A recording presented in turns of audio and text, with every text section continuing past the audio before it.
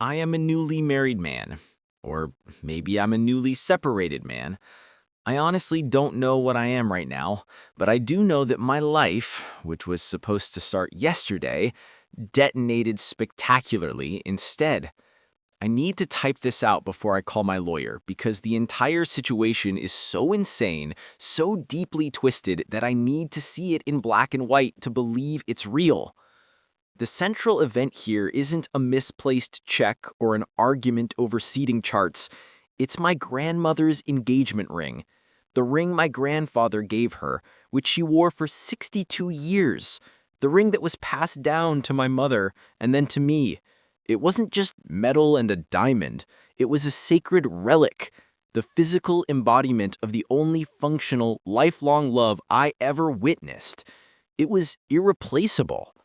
When I proposed to Clara, I didn't use it, but I gave it to her later, tucked away in a velvet box, explaining its history. "This isn't an everyday piece, Clara," I told her, my voice thick with emotion. "This is family history. I trust you with this. Please keep it safe. Maybe we can pass it to our daughter someday." She kissed me, teary-eyed. "It's the most beautiful thing I own, next to my own ring. I will guard it with my life." Famous last words, right? We got married yesterday. The ceremony was beautiful. The reception was chaos, but the good kind. The toasts were heartwarming.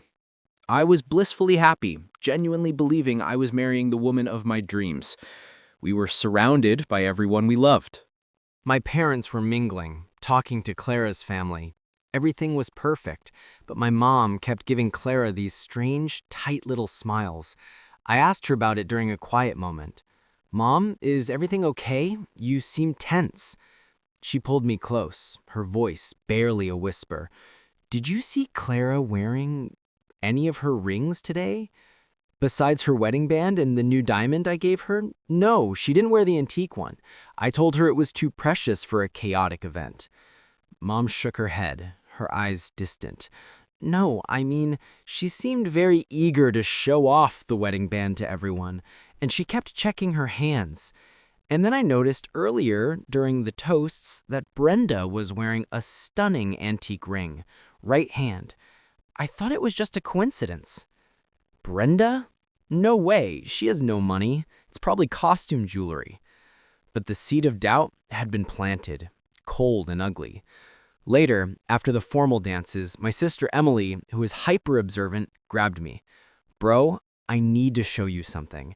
I was outside taking photos and I heard Brenda on the phone.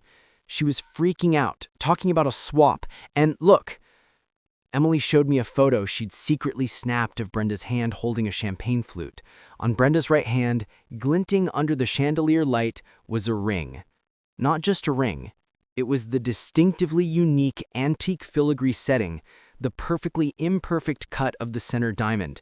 It was Grandma's ring, no doubt. My blood ran cold. I felt the champagne I had just sipped turn to ice in my veins. "What the hell? Where did she get that?" Emily hesitated. She was saying something about Section 104 and getting to the rail, and she said, "Clara told me to wear it until I got the cash to buy it back." Section 104, the rail.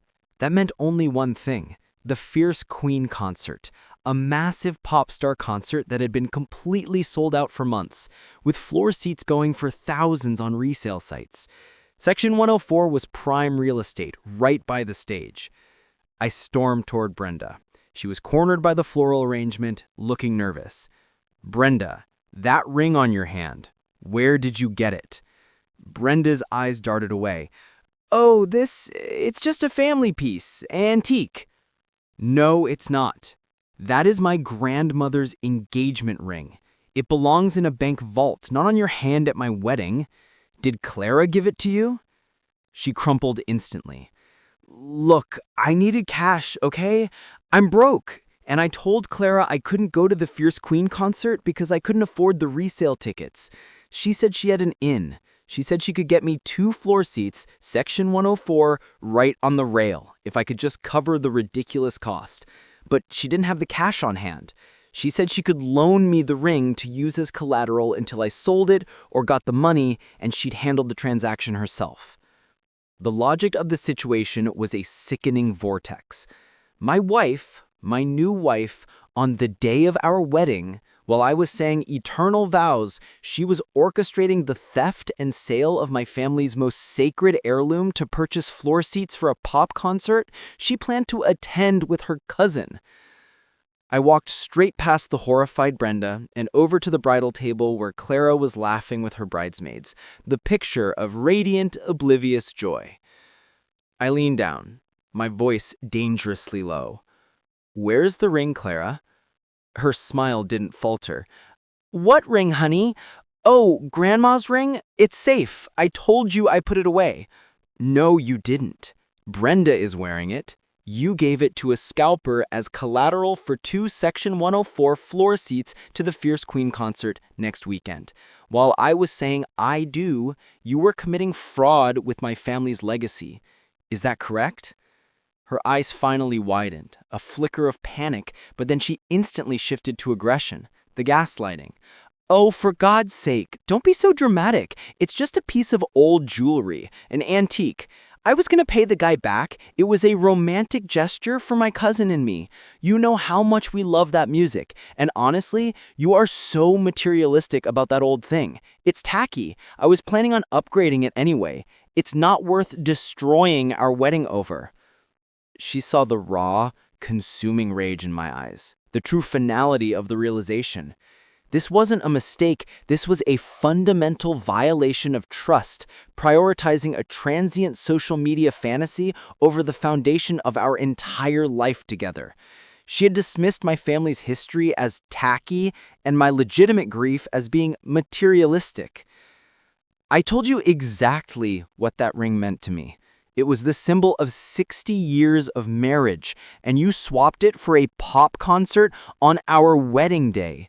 You violated the single greatest trust I ever placed in you. I pulled the wedding band off my finger, the one she had just put on me hours ago.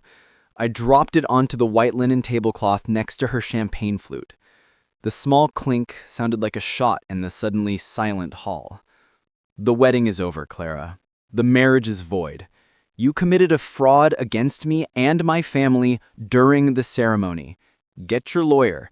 And you might want to call the scalper and tell him to return my property because I will press charges against everyone involved for theft." I turned, and in the stunned silence, I walked away from the bridal table, past my weeping mother, and out the doors. The next 48 hours were a blur of legal consults, screaming phone calls, and the agonizing task of dismantling my life. My lawyer was phenomenal.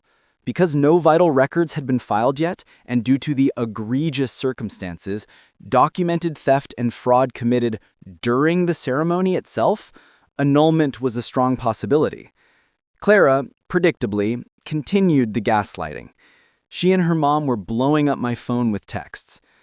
"Clara, you are seriously going to let a piece of jewelry ruin our love? You're weak. Call me back, you coward. We have a flight to Bali tomorrow morning."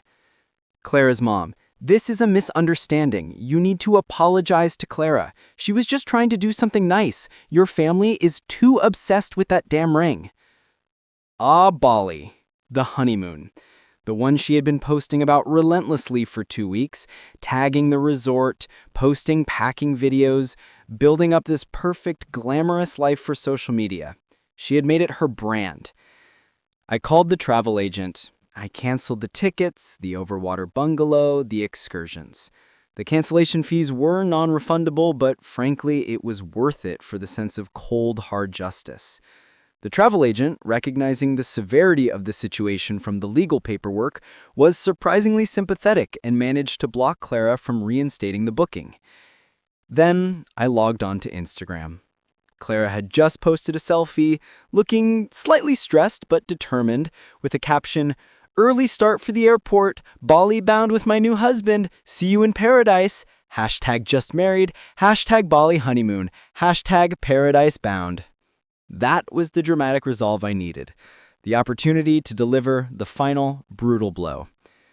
I texted her one last time, making sure I did not block her so the text would absolutely go through.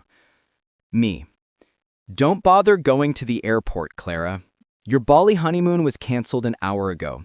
You swapped my grandmother's legacy for 2 hours of a pop concert. I swapped your paradise for a court summons. Enjoy your flight to nowhere. I immediately blocked her and her entire family.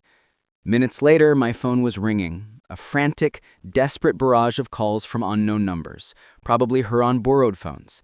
But I didn't answer. The silence of my empty apartment was deafening, but it was a clean silence. My family, once I explained the full, ugly truth, rallied around me. My father, with grim determination, agreed to press theft and fraud charges related to the ring. My mother tracked down the scalper through Brenda, who, terrified of being charged an accessory, had confessed everything. The ring was recovered, thankfully.